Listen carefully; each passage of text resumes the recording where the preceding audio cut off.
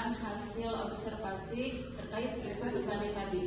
Sebelumnya perkenalkan, nama saya Ucunina Kusadia sebagai moderator dan rekan-rekan saya. Perkenalkan, nama saya Aisyah Bisha Fitra. Perkenalkan, nama saya Sitirofa Zahra. Perkenalkan, nama saya Rizky dan saya Wijawiya. Dan presentasi pertama saya akan mempresentasikan sendiri.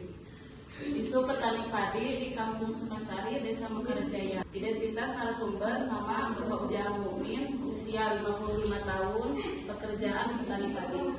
Isi dari wawancara: Bapak Ujang Mukmin telah menjadi petani selama lebih dari 10 tahun. Dalam wawancara, beliau menyampaikan bahwa tantangan utama yang dihadapi petani saat ini adalah perubahan iklim yang menyebabkan cuaca tidak menentu, serangan hama yang lebih sering terjadi, serta harga jual hasil panen yang tidak stabil. Dan di sini menyebabkan cuaca tidak menentu, kan ada musim kemarau, musim hujan, jadi tidak menentu. Dan serangan hama yang lebih sering terjadi, serangan hama tikus. Sekarang ada hama keong, serta harga jual hasil panen yang tidak stabil, ada harga naik dan ada harga turunnya. Kurangnya akses terhadap pupuk bersubsidi serta mahalnya harga benih. Harga benih unggul juga menjadi hambatan petani di wilayah tersebut. Juga kesulitan mendapatkan informasi dan pelatihan terkait metode pertanian modern. Dan presentasi selanjutnya akan disampaikan oleh rekan saya. Lanjut ke pembahasan kedua, yaitu akar dari penyebab permasalahan di petani tersebut. Yang pertama, ada perubahan iklim dan cuaca yang tidak menentu. Seperti yang tadi TU telah sampaikan, jadi musim di sana tuh kadang kemarau, kadang musim hujan, menyebabkan hasil pertanian yang tidak menentu. Terus yang kedua, kurangnya akses terhadap teknologi. Jadi di desa tersebut itu belum ada pelatihan khusus untuk petani. Jadi tidak ada pelatihan di desa tersebut. Terus yang ketiga, distribusi harga pupuk dan benih yang tidak merata. Jadi kadang penghasilan dari hasil padi tersebut tidak sesuai dengan harga pupuk yang harus dibeli oleh petani-petani di desa tersebut. Yang keempat, ada ketergantungan pada tengkulak. Jadi petani di sana tuh penjualan padinya ketergantungan pada tengkulak, tidak langsung memasarkannya langsung, tapi tergantung pada tengkulak. Terus tidak bisa menawar, kalau kata tengkulak 500, udah 500, tidak bisa menawar karena dia banyak faktor sih. Terus yang terakhir, ada minimnya peran pemerintah. Jadi program-program bantuan tidak turun ke desa tersebut. Kurangnya pupuk bersubsidi, terus kurangnya pelatihan pertanian tidak ada di desa tersebut, belum sampai ke desa tersebut. Jadi peran pemerintah belum meluncur ke petani-petani yang ada di desa Mekarsari. Sekian pemaparan dari saya, dilanjutkan oleh rekan saya. Selanjutnya ada dampak yang ditimbulkan. Yang pertama ada penurunan pendapatan, tentunya itu pada petani. Lalu ada berkurangnya minat karena generasi muda untuk menjadi petani.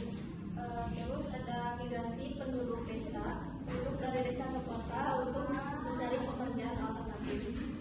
Terus ada penekanan juga, yaitu terhadap ketahanan pangan lokal.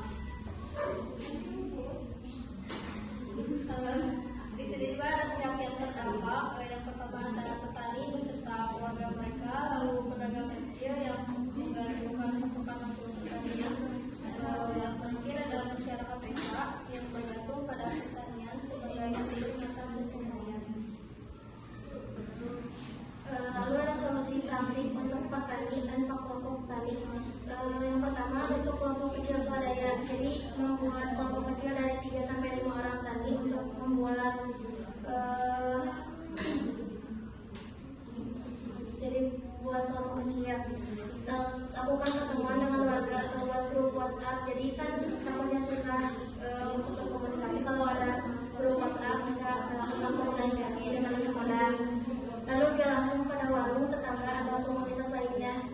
Jadi bisa kalau udah panen bisa ditawarkan ke warung-warung atau ke warung sembako atau pasar gitu, biar jadi ada penghasilan dari sana. Manfaat aplikasi dan komunitas online. Jadi menggunakan aplikasi tani seperti TaniHub atau grup Facebook pertanian bisa belajar dan membuat produk langsung. Jadi di online juga bisa menjual hasil taninya. Minta dukungan dari pemerintah desa. Jadi kayak ke kadesnya atau ke RT RW gitu ya, biar ada dukungan juga. Selanjutnya Baik, selanjutnya oleh saya sendiri. Nah, di sini ada tujuan dan target yang ingin dicapai. Nah, kita menawarkan kepada petani yaitu membangun kerjasama antar petani. Nah, di sini terbentuknya kelompok tani informal minimal 3 sampai 5 orang. Adanya kegiatan kolektif, jadi kita teh menyarankan kepada petani teh adanya kelompok tani kayak yang tadi disebutkan. Jadi lebih informasi tentang tani teh dari mereka gitu, jadi tidak ketertinggalan. Terus yang kedua ada memanfaatkan pertemuan untuk diskusi pertanian. Nah, ini juga kan pertanian menjadi topik rutin dalam perkumpulan warga. Nah, terciptanya kesepakatan untuk kerjasama antar petani. Jadi antar petani teh ada kerjasamanya. Jadi kita teh tidak hanya cuma informasi dari kita sendiri, tapi kita juga bisa terciptanya adanya kolaborasi antar petani. Terus ada menjual langsung ke konsumen lokal, yaitu mendapatkan konsumen tetap dari desa. Jadi kita teh tidak hanya mengandalkan tengkulak saja, tetapi bisa punya konsumen tetap dari desa. Nah, dan ini teh menguntungkan bagi petani tersebut. Yang selanjutnya ada menambah wawasan dan akses pasar lewat teknologi. Nah, pendapatan petani kalau mengikuti zaman naik antara 10 sampai 20%. Nah, anggota juga aktif mengikuti komunitas tani digital. Yang selanjutnya ada mendapat dukungan dari pemerintah desa. Nah, ini diadakan pertemuan pembinaan oleh penyuluh pertanian. Nah, di kita teh kan ada kelompok tani itu udah ada, tapi cuma belum merata karena mungkin kekurangannya akses dari desa. Sekian presentasi dari kelompok kami. Selanjutnya sesi tanya jawab. Silakan, ada yang mau ditanyakan?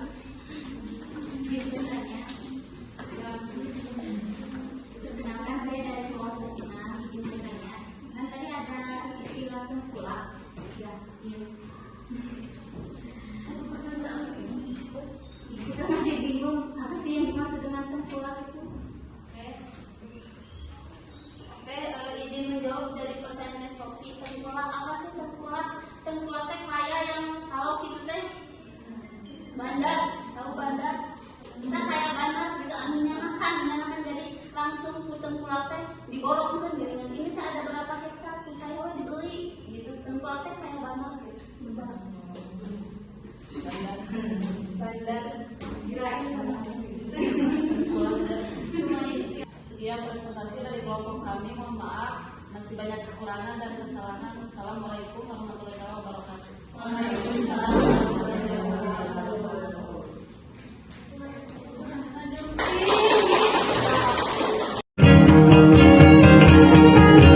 I've never known someone like you, tangled and I'm stuck by you.